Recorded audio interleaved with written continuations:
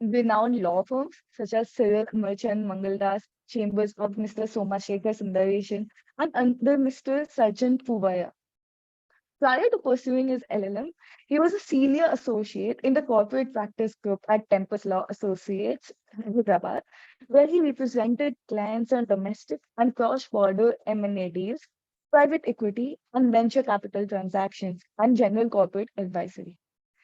He was also an associate in Trilegal's corporate practice group in Mumbai, and at Trilegal, he advised international funds and foreign corporations on the strategic and financial investments in Indian portfolio companies. He is not just interested in law, but has a great passion for climate change and has written an article as well titled "The Deteriorating Arctic and the Impact of the Shipping Industry." Now, since the talk is on considering an LLM in the US, sir, my first question is, who do you think should consider an LLM? Hi, Shika, and good evening to everybody else from Zinwell. It's good to be back. It's been 3 years now, I think almost 4 years now since I graduated. And firstly, thank you for the introduction. So getting to your first question, so who should consider an LLM? I think anybody who is pursuing their law right now should consider an LLM for many reasons. It's not any one practice area that it makes sense for.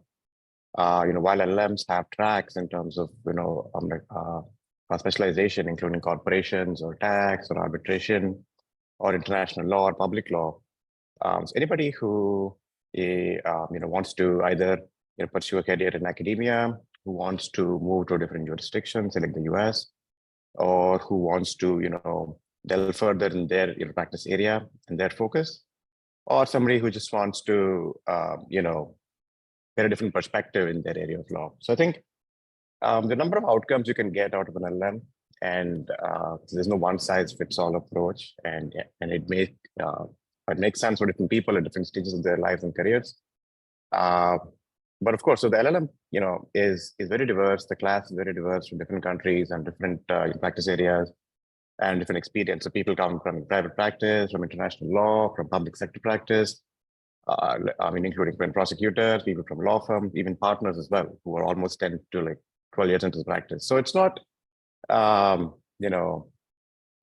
restricted to any one area or one, kind of, person.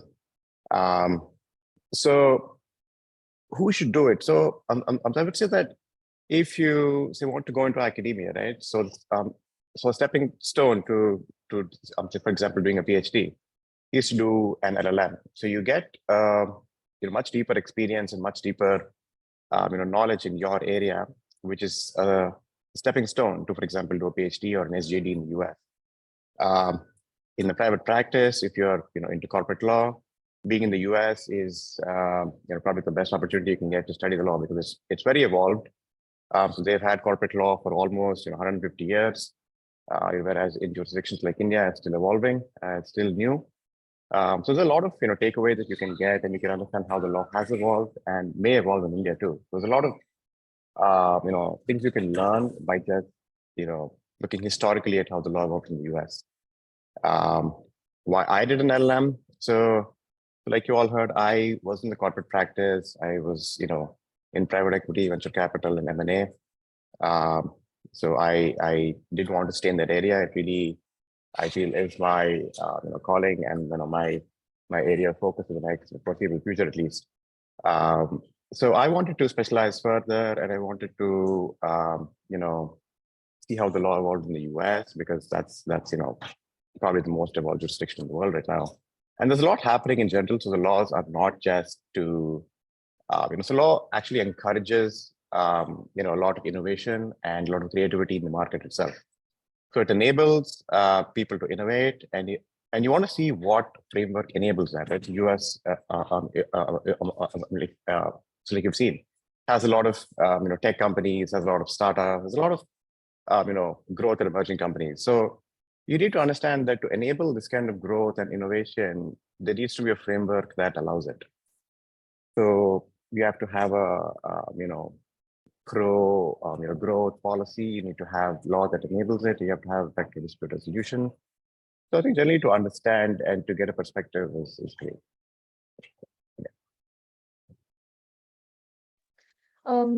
Thank you for that. My second question is, when should we consider an LLM? Like I said, so there is no one particular time which makes sense. It really depends on what you want out of it. But I strongly would recommend that at least a couple of years of practice at a minimum, or even much more. So people with 2 to 3 years of experience are typically what you will see. But there are people who are much more, into their career, say 7 or 10 years, who are even partners at law firms who want to either move their practice focus to a different, area, or who want to get, deeper into their area, or for example, just want to move to the US with their family, right? So if your partner is in the US, you want to just move. So an LLM is like a foot in the door. You can always use it to take the bar in say, for example, New York or California, and you can of course start practicing law. Uh, but so even if you want to apply, say after a few years after you finish your graduation, after you work, I think the preparation for an LLM should start before that. It should start in your college as well, in your undergraduate degree. So I think that you should, say in your second or third year, is probably a good time to focus on internships that you find interesting, to understand what areas of law you're interested in, to understand, where you see yourself in the foreseeable future. I mean, it's hard to, of course, predict where you'll be in, say, 20 years. But I think you should have a fair idea of where you want to be in the next 5 or 7 years. So if say, for example, in your second or third year, you intern in an IP firm and really like, patent litigation or, trademark, issue, or copyright issues, licensing issues, I think you should probably start to focus on that and, for example, do more internships in that area, or even, write papers. I think so. So LLM is of course an academic degree, right? So the focus is to ensure that you get a great academic um, uh, grounding. So a great way to understand and to get deeper into your area is to write papers. So, so writing a paper not only shows that you know enough, but are confident enough to share it to the world and get peer review and peer feedback and ultimately get published. So I think writing papers is a great way to do it. So I didn't write too many papers. Back in law school, I was more into mooting. I did like a moot. I did some debating, some ADR as well. But I I did write a paper with Professor Arvind Rosenkrantz towards my fourth year, uh, which was more a passion thing than really uh, something related to corporate law.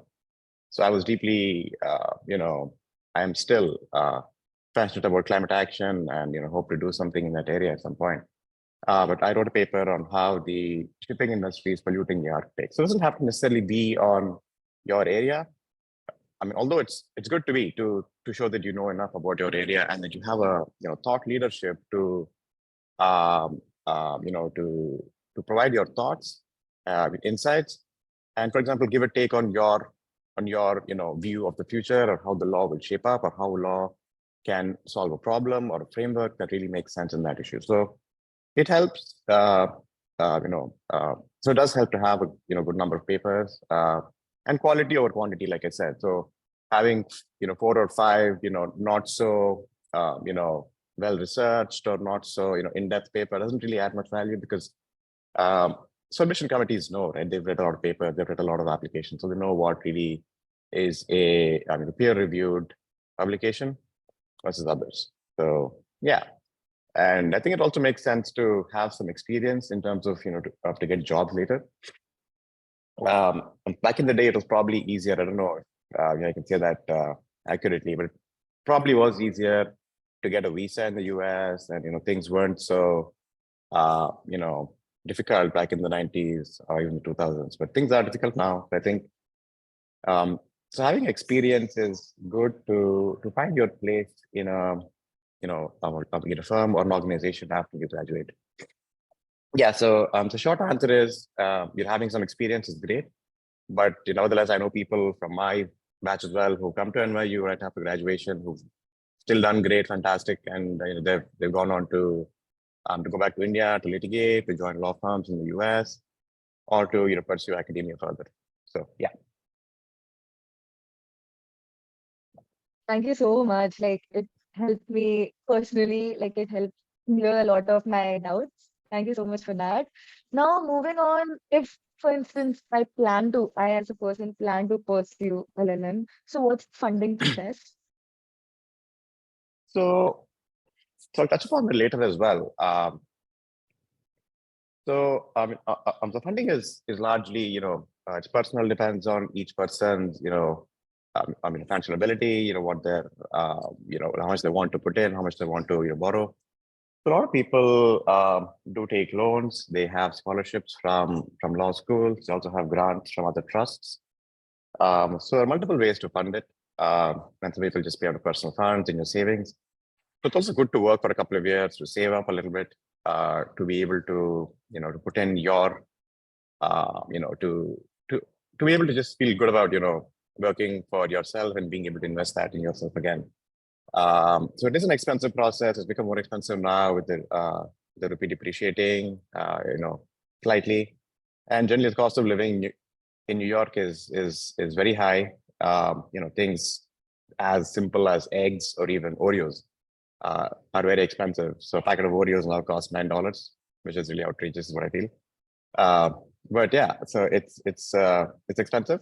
But yes, I'll get back to the funding process when we talk about the application process. But yeah, sure. Right. So, as you said that you would explain about it in the application process. So, can you elaborate about your law school journey? Because I, as a law student, that too in General Global Law School, I want to know more about your law school journey, like about your career goals, how you were able to manage your academic as well as co-curricular activities. As you mentioned, that you have done a lot of activities during your law school journey, like being a co-convener for Moot Court Society. So can you discuss about the same? Sure, happy to. Um, so I did a lot of corporate internships. I interned with firms that I, thought had a great corporate practice, had a good private equity practice, had M&A practice. But I also did do litigation internships. So I did, do internships under Sarjan Puvaya and Sumajak Sundareshan, who are very bright and, senior lawyers now. So I did internships to, to see if I really wanted to pursue corporate law in the long run, if I saw myself in it.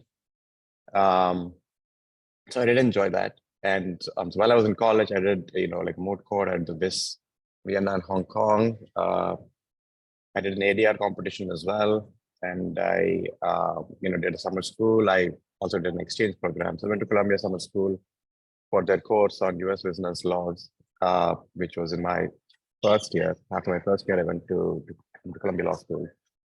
Um, and I also went for an exchange. So I think all these experiences combined really add a lot of value and give you a lot of confidence to go out outside India and to pursue law and to to be able to fit culturally, academically, and and feel confident in your own skins. You don't have to, of course, I think now India is doing great. You should feel proud about it, and I think it's also good to bring India's perspective and India's where India stands and how India is doing into the whole uh, picture. So having a good say understanding in your country's policies or things like that are good.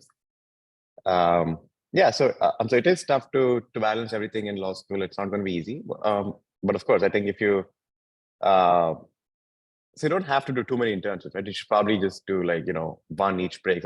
I know people who've done two or three each break, which is really hectic. So I think again, so it's quality over quantity. Uh, I did probably in all maybe around 8 internships because I went for a couple of summer school, one summer school, and I did a more, so I missed one internship. But um, I think, yeah, I think doing internships is great. I think that's a way to figure out what you want to do later. And yeah, Thank you. Now, after discussing about your journey, law school journey, you went on into the professional world. So, could you also share some experiences like, that you had while working at some of the best law firms? Sure. um, so working at top law firm with cross-border work really shows you why it's important to have a multi-jurisdictional approach and experience to the law right now, because laws, we know it is changing, and with India also now being open to foreign law firms with the recent change by the Bar Council. So there's expected it's a lot of uh, cross-border work is expected, and it's only going to increase, I think, because the world is more globalized and your practice is no longer domestic. So I mean, if you have a company in India, the investors might be sitting in the US, investing through a fund in Singapore, with employees sitting in Europe, and with your clients in Africa. So you have to work with global counsel. You have to be able to understand the legal framework, at least in like from a high level, in major jurisdictions, and understanding it in, say, the US or Singapore or the UK is very important to be able to talk to clients and to speak the language. So you don't have to be a subject matter expert in each your country's laws, and you can't do that. You're not authorized to practice law in different countries.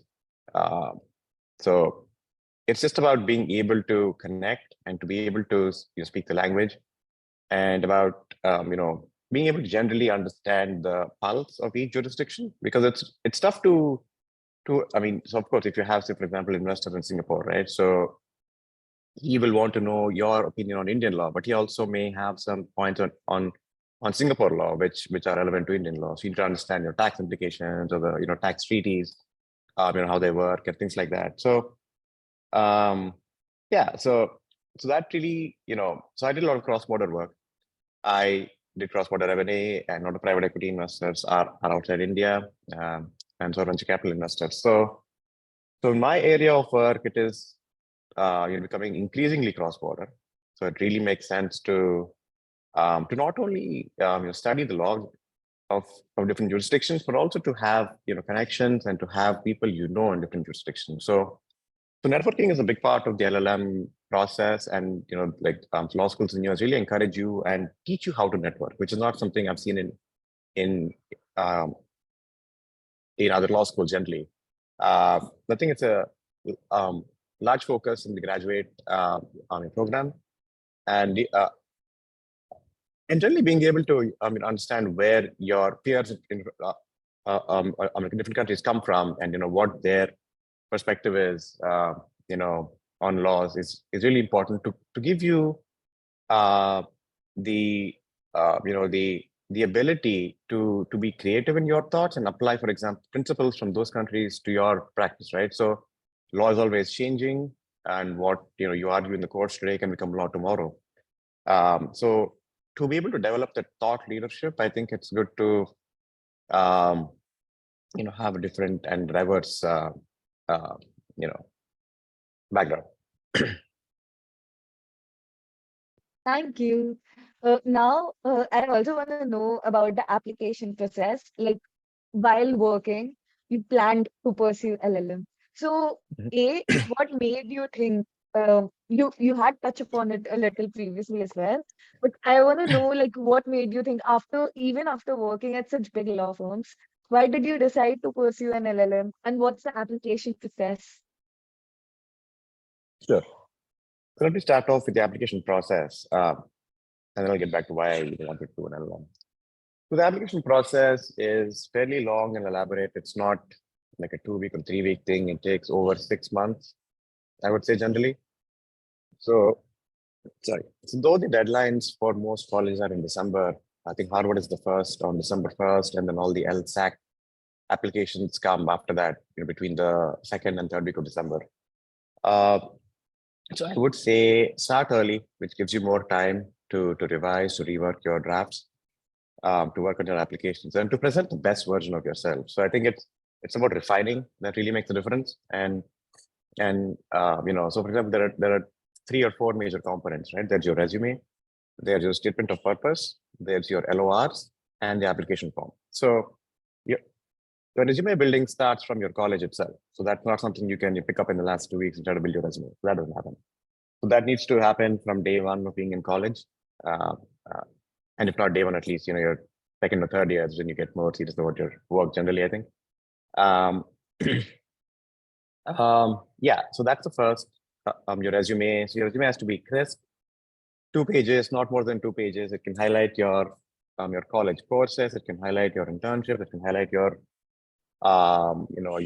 interests, your papers, your TA ships, RA ships, and your summer schools, everything like that. So it should be well formatted, well drafted, crisp, and not be too verbose. I think sticking to the point is important, and you learn more if you go for an LM and more in a jurisdiction like the US. Uh, that getting to the point is important soon.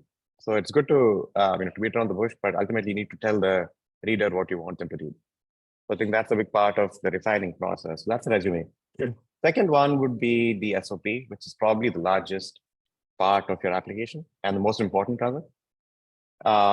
So your SOP should again be between 2 and 3 pages, but most colleges have their own requirement. Harvard has a 1 page limit, which is even harder, I think.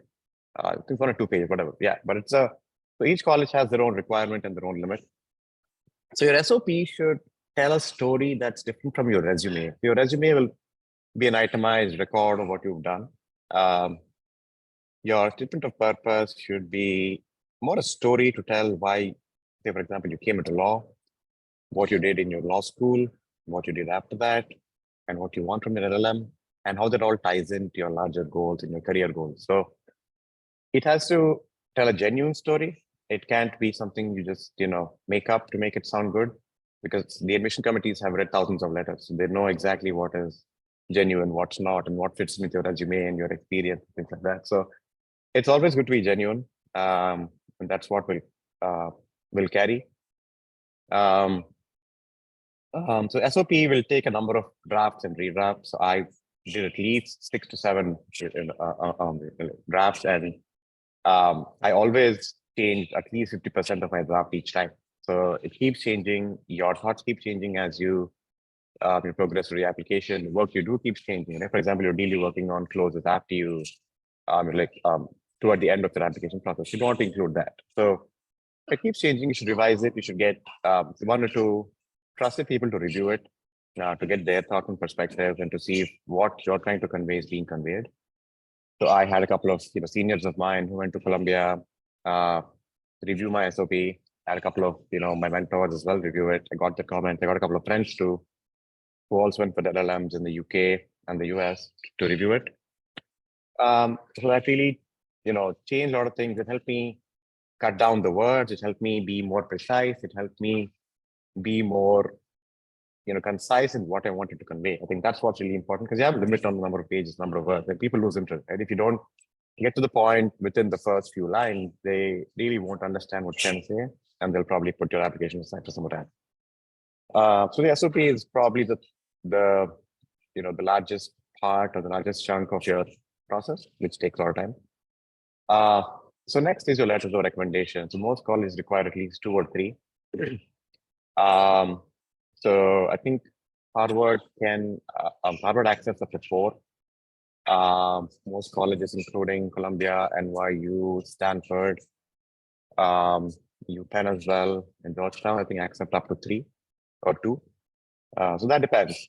And again, so people are confused who to get the letters of recommendation from, which should be people who are just highly placed, or people they worked with who are not so high profile. What should be the balance? So I would say, of course, it's great to have the president of India give you an LOR, but that's not possible for a large majority of people. That's also not, the best idea if he or she doesn't know you well.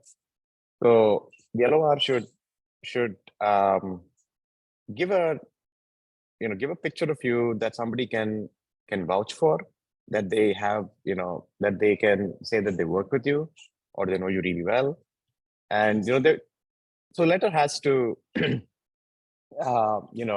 convey that you're dedicated, that you are a strong academic candidate, because LLM is an academic program. So it's important that you have a strong academic inclination, which is reflected either by your work with them, or generally if your interactions with them have shown them that you are, inclined. So that I think would take some time because your professors, your partners at office, and your mentors are busy people. It's hard to get that time. You need to plan at least 2 to 3 months in advance to shortlist who you want to talk to. So some colleges have a specification saying they want one from a professional who you work with and one from a professor. So they have certain categories which they want to see.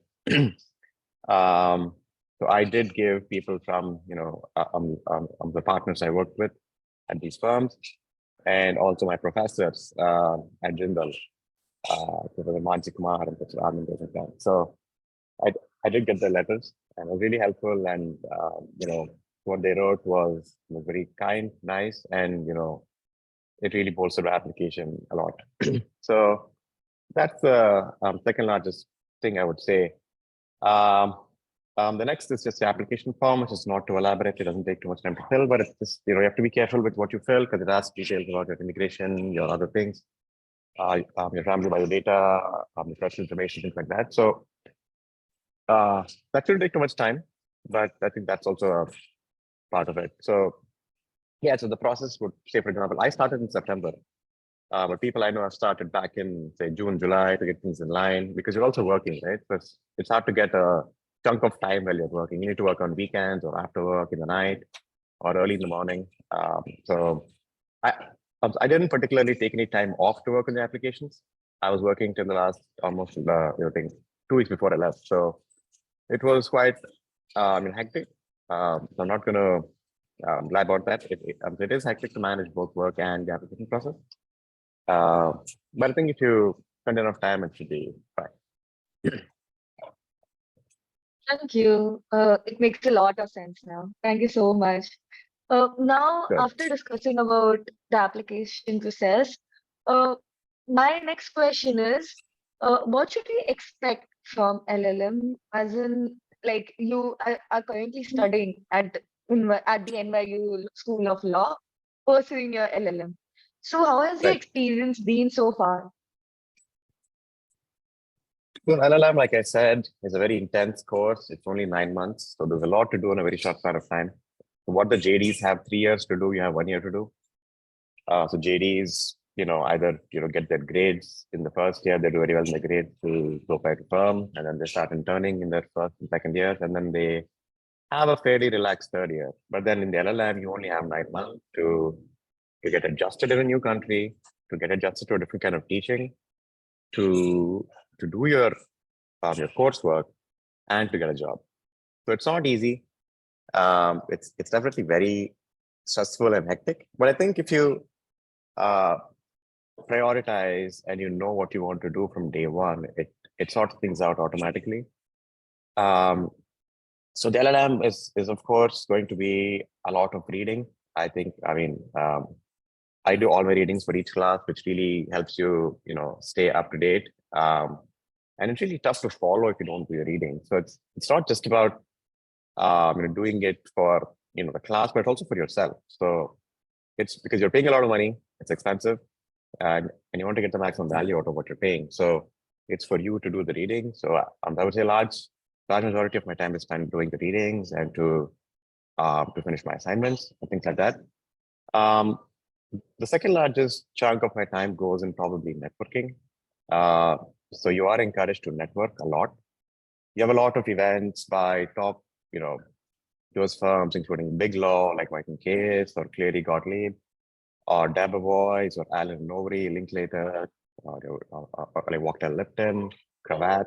So you have people and professors actually from all these firms. So I took courses in private equity, cross-border M&A, venture capital, project finance, who are taught. So these courses are taught by ex-partners from these firms, like senior partners who are now close to retirement. So they're all with at least 30 to 40 years of experience, and they're all the former practice heads of these firms. So they have a wealth of knowledge and experience. They're extremely knowledgeable. They're very, they've come from the industry.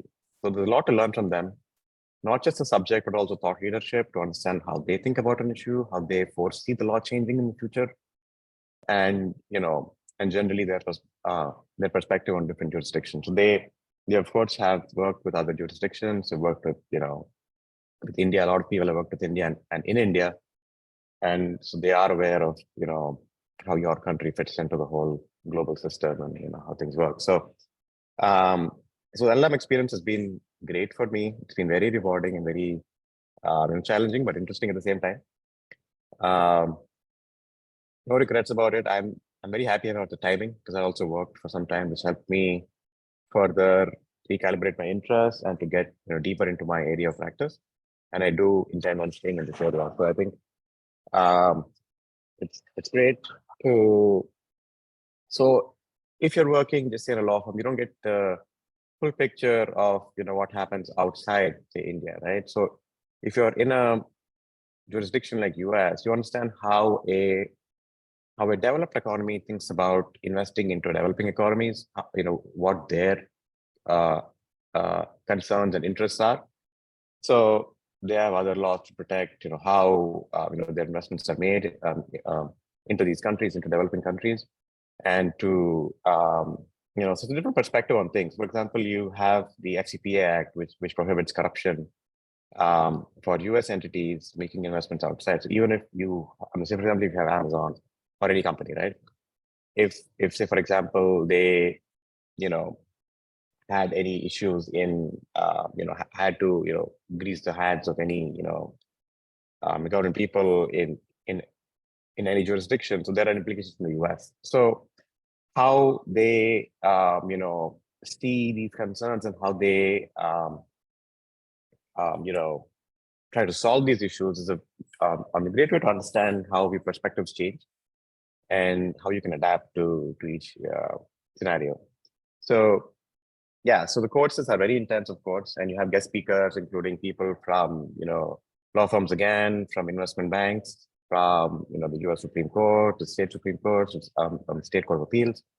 So we actually had Chancellor Catherine McCormick, who is the Chancellor of the Delaware Court of Chancery, which decides a lot of cases, including the Twitter case with Elon Musk. So she spoke about how she decided that case.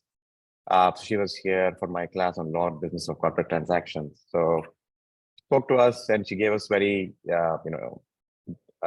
detailed and insights into how she decided the case and her whole take on the merger. And so it's very fascinating to learn from people who actually worked on global and cutting edge deals. So it's really it's really like interesting to say the least. Yeah, and inspiring, of course. Yeah. I absolutely agree. Like when you have the personal understanding from the person who is already working in the field, it gives you a different perspective altogether about the course that you're dealing with. Right. Now, talking about since you're pursuing your LLM right now, and Mhm. what's your plan after you pursue your LLM, especially in the US? Right. Um, so like most people who come to the US, I also um, you want to practice in the US. I want to take my bar. I'm taking the New York bar in July. Taking my MPRE exam as well this March. So I'm doing that. I'm preparing for that, and I hope to work in the US. In a major jurisdiction like New York or California. Um, so it really, gives you full value for your education and to be able to apply what you learned in LLM to work in the US. So, of course, not easy. I'm not going to sugarcoat it. I'm not going to, be overly optimistic without telling you the reality. So it's not the easiest thing to get a job in the US for many reasons. Firstly, the most law firms and big law mostly, so they fill in their first year associate positions for the JDs, not LLM. The JDs do their summer internship with these firms in their first year, second year, and these people largely fill in most of the first year position slots. So as an LLM, you have to make a very specific case on why you fit into that firm, why you're a good fit for that practice or that region practice. So for example, a lot of firms have India practices or they have a very specific or specialized antitrust practice. So you need to make a very special case with your experience from back in India and with your academic experience and your grades in law school. So grades are important. Um, Having at least like a B plus to an A is great. A pluses are very rare. Only 1% of the class gets an A plus, and large majority of the class gets a B. So B is also fine. So B to an A is great, but grades itself won't get you a job. It's more like a entry. It's more to screen you. So if you have at least a 3.3 and above GPA, I think it's great. Um, and firms will take you more seriously, and it also uh, helps you make your case on why you should be considered for that position. Because I want to make sure that you are good in a because so even though you may have experience in your home jurisdiction, they want to make sure that you can apply that in US context and you're good in a US scenario. So they want to make sure that you can translate those skills into US and you're good in a US legal setting. So they want to make sure that you understand how the law is, how the law evolved, and get the bigger picture. So um, the networking process starts very early on. So we started networking with firms and with lawyers in the US, in New York particularly, from back in September. So the moment I started my courses, we were, um, thrown into the pool. We had a lot of opportunities to talk to to partners, to associates, and it's not just to directly ask for a job. That doesn't really work. So you have to really get to know them in depth. You have to get to know the practice in depth. You have to know what kinds of clients they represent, what kinds of regions they focus on, what their future vision is for their practice in their firm, and where you can fit into it. So if say, for example, you're a transactional lawyer, you would say that you have transaction experience from back in India.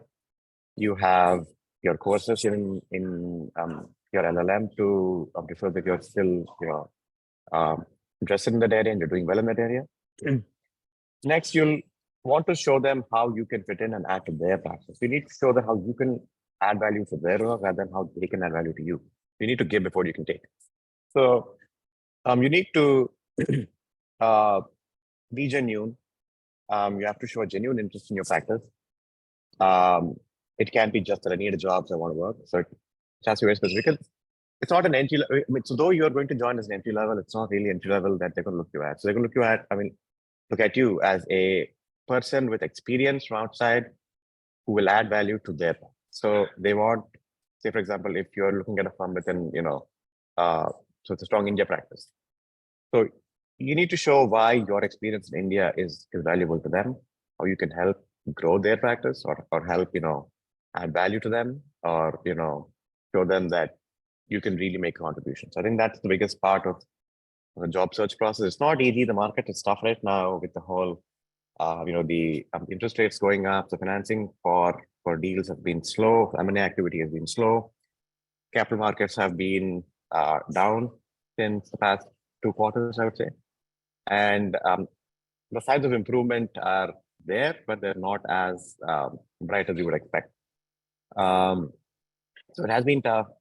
And of course, if you don't have a US passport, the firm has to sponsor your visa. So there's a whole H-1B lottery process that you have to be picked out of.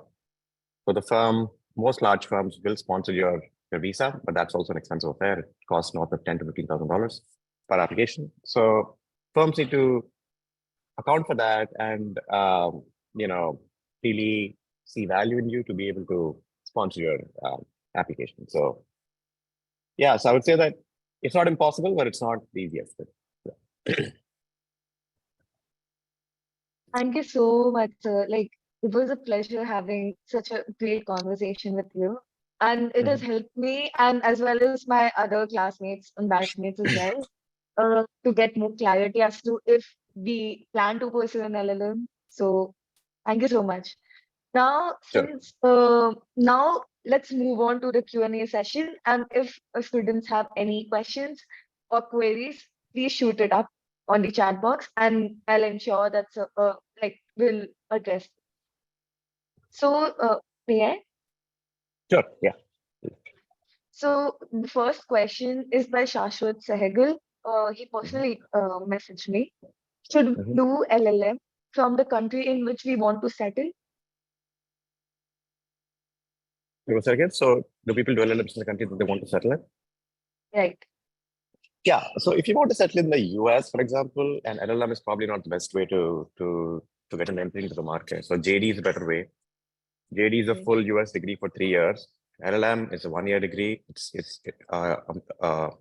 a master's program. It's not a uh, graduate level program. So like in the US. So JD will give you a better standing to get a job, and it's most likely guaranteed that you'll get a job if you do a JD. So LLM is probably not the best way to enter. But of course, if you have a specialized skill set or, or specific experience, it's of course possible to move. Yeah. Thank you. So the next question is also by Shashwat. How to Mhm. secure part-time jobs or internships alongside doing LLM? That too, Right. if the college doesn't have a robust internship cell. So a lot of people do work on campus. They have research assistant positions, teaching assistant positions that people can apply for. Those are on-campus jobs. You can also work, I think, in a couple of other organizations as like a gym instructor or a dance instructor, things like that. A lot of LLMs don't do too many of those things. They stick to RA work and TA work because the course itself is quite intense. Um, Off-campus jobs are rare because you need special uh, authorization to do that. You need a pre-completion OPT authorization to work for that.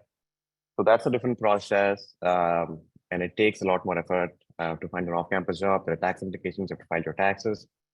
You need to have a social security number and other things. So it's not um, the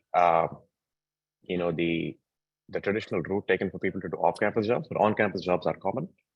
Um, so RA positions are the most common. TA positions are done after you graduate because you need to have done that course to be able to be a TA for that course. So yeah. Thank you. Uh, Next question. Um, it's by Sorry, I think on Saloni the internships, KQL. right? Yeah, observe the other question on the internship. So yes, internship. So the LLMs don't really do many internships, of course, since you don't have much time to do internship, but you could intern uh, in your winter break, which is for a month. Like, yeah, it's almost a month. So you have about 3.5 weeks. So you could intern, but it's not the usual way. Yeah, sure.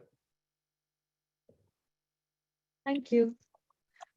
Next question is by Saloni.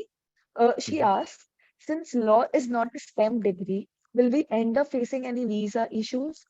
Also, uh, do you want to address the first part and then we can move on to the second part? Sure. Yeah, yeah, yeah. Yeah, so law is not STEM, it is non-STEM. So your OPT is only for 1 year. So for STEM, you have, I think, for at least 3 years. And you get a STEM extension as well, which you don't have for law. So OPT is a 1 year authorization to work after your LLM. So you apply for OPT before you graduate, irrespective of whether you have a job or not.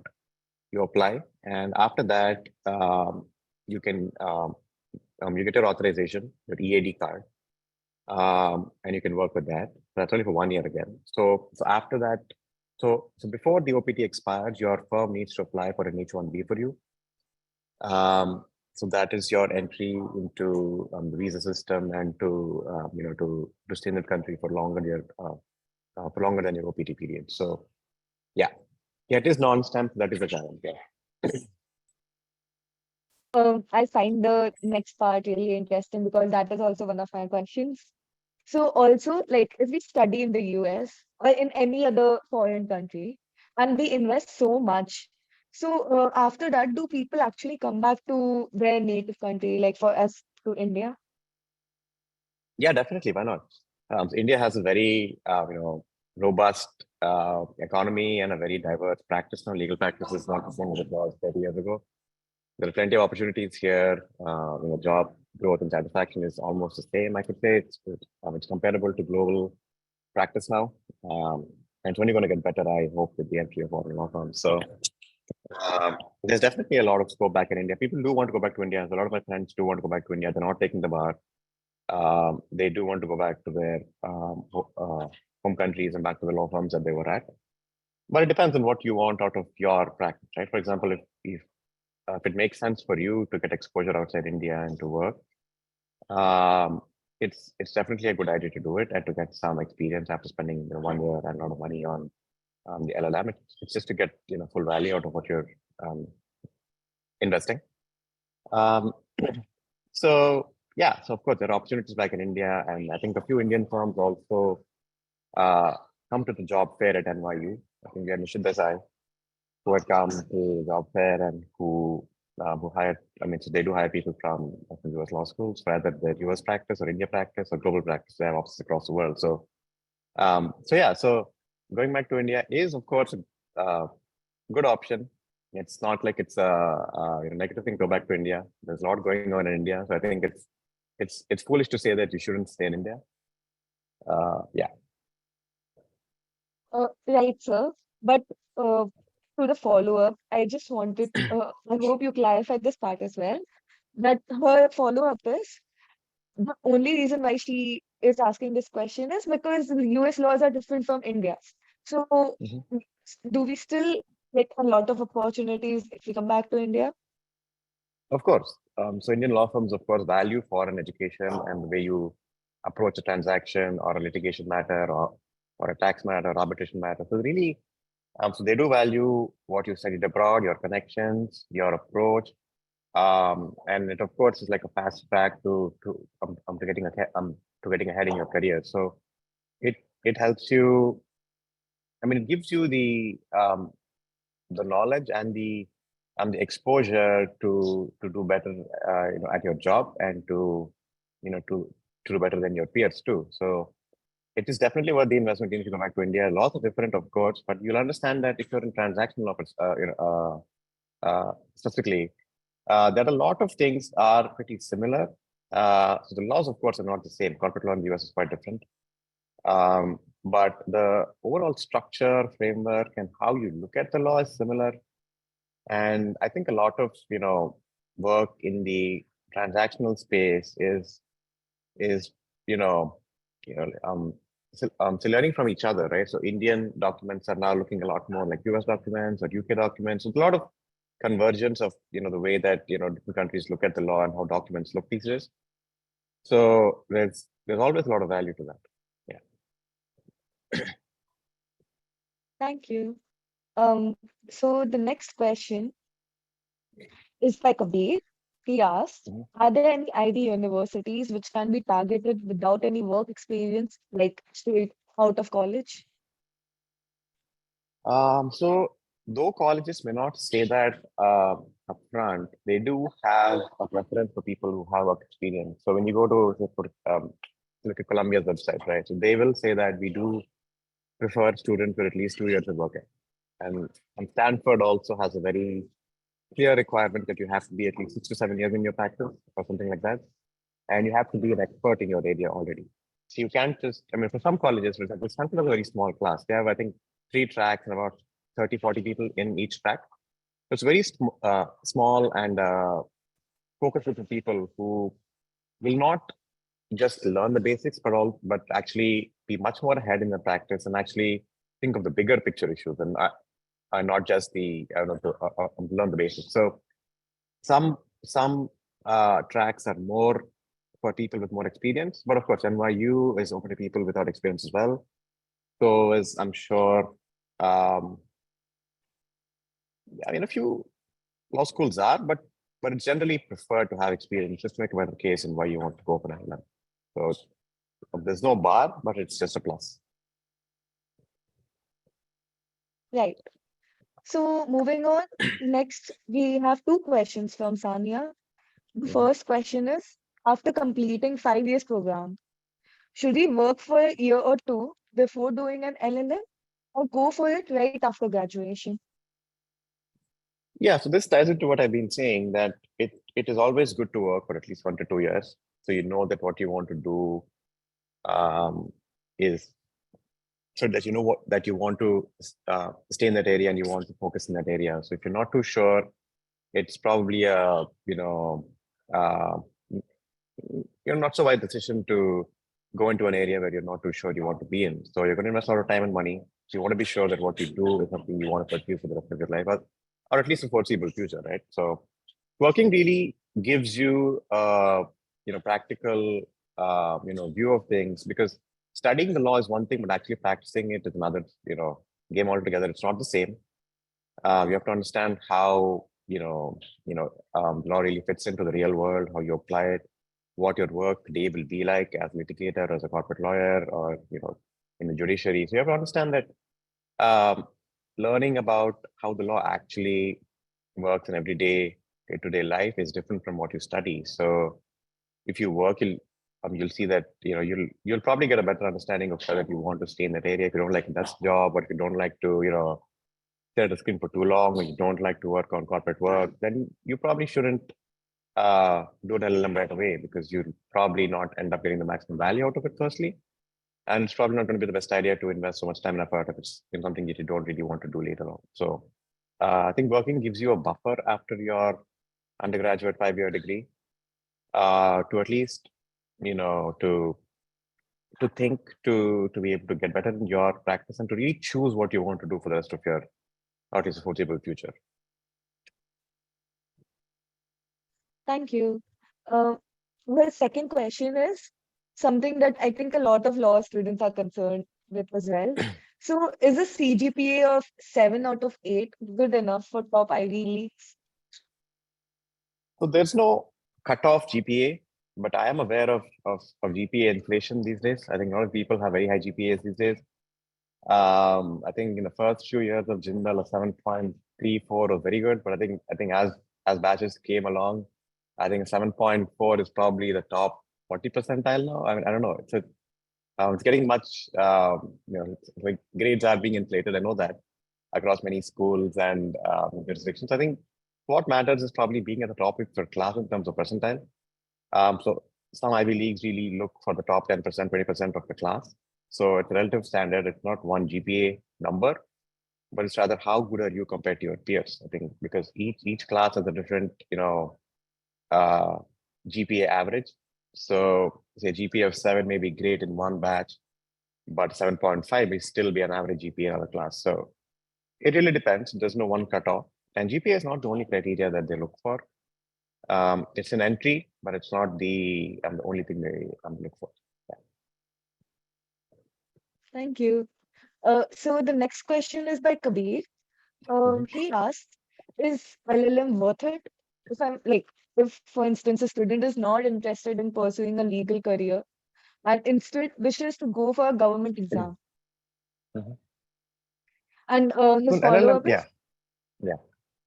like basically he elaborates and says, just is it just do people do LLM just for the sake of getting good reputation and tag of a prestigious university that is brought forth?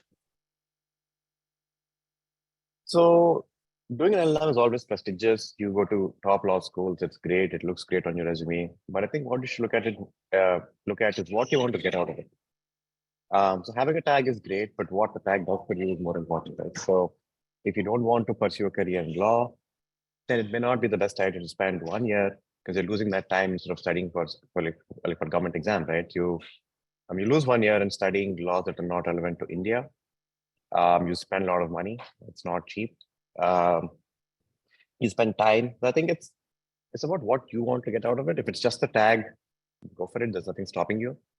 But if you don't want to do law, then I would say it's going to be also hard to last in the program if you don't really like the law. It's not going to be worth your time if you're really just going to to the program just to have fun in New York or in Chicago, wherever you are. So it's going to be very intense. And if you don't, if you want to study a particular area, then you won't find it interesting to go to class. So then, naturally you lag behind your peers and you lose interest. So, um, yeah, so nothing that stops you from going. Go for it. It's always a great tag to have. It's always a great, thing to say that you went to an Ivy League university or to Harvard or to NYU, wherever you go. Uh, but I think it's wiser to go to do an LLM if you either want to pursue law, or even switch your practice area in law. Yeah. Thank you. And our last question is by Anushka. And she asks, did you have to complete any extra course to have the requisite credits to sit for the New York bar exam?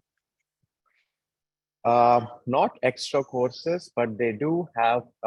So the New York bar has a few credit and course requirements. So I did a couple of courses in the summer, which is in August, on the introduction to US law and legal practice. There are two courses, one and two credit. So those were in August. I did those. That most of the LLMs do to be eligible for the bar. And through the LLM, also I did do contracts. I'm doing a right now contract for LLM. I'm doing professional responsibility and a couple of other courses, a graduate lawyering, which is for the bar. So the bar does mandate it. So there are a few courses you need to do to take the bar. There's any, and the minimum of 24 credits you take for the bar. So that's another thing you need to make sure you qualify for. And I think there's one thing. So if you go to Harvard, so Harvard's track doesn't really, um, you know, prepare you for the bar. I think you have to take a couple of extra courses after you finish LLM to be able to sit for New York bar to go to Harvard. But yeah, so most of the schools really help you to take the bar, and they give you all the courses. They have a list of courses which are bar approved. But yeah, there is a requirement. Thank you so much, sir. It was an amazing interaction with you. And thank you so much, everyone who joined for today's talk. Um, I'm sorry, but before we leave, there's another question by Sure. Sagarnil. I'm sorry if I pronounced it correct or not. Right. So, his question is for institutions like Harvard who require two recommendations. A, how Mhm. to approach getting those while considering LLM just after law school. And secondly, preparing for it after 5 years. Do you want me to repeat? Yeah, sure. So that's who to get LORs from. Right. For institutions like Harvard who require two recommendations. How to approach getting those while considering LLM just after law school. And secondly, if preparing for it after 5 years. Okay, after 5 years, meaning after your law school at Jindal, you mean? Uh, I think after 5 years of work experience, I Okay, work ex. Okay. yeah. Yeah. So if you are going straight out of law school, your LOR will largely be from your professors because they are the people who can vouch for your academic, skills. So it will be your professors because professionals or people you interned with, right? But it's only a 1 or 2 months internship. So how much they know about you is it's not really clear, and it may not be the best idea to get it from people you work with during internships because it's a limited time. It's only 1 or 2 months, and most firms give you only an internship for for 4 weeks. Um, so I think it will be your professors who either taught you or who you wrote papers with or who you were a teaching assistant to or a research assistant for. So it'll be people who you know personally. Yeah. And if you work for 5 years, so law schools do mandate that you get it from a professional who you worked with. So they do require that if you have work experience as a person, you're either your partner or a supervisor or a client really gives you an LOR. So if you work, you should definitely get it from your senior, who's a partner or a client, or anybody you can vouch for your professional skills. And after you, Perfect. Thank you so much, sir. It was amazing to have you today. And thank you so much, everyone who joined today's.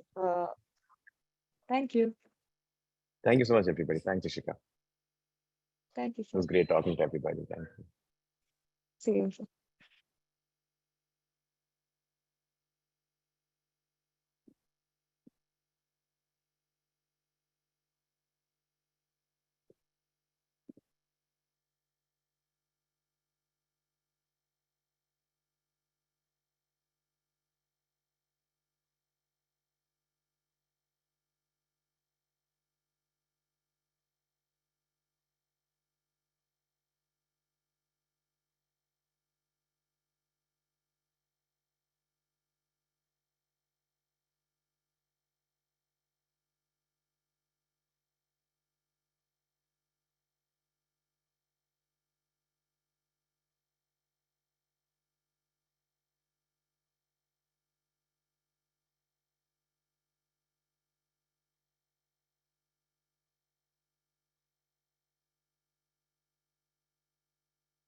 Hello, Ishika ji.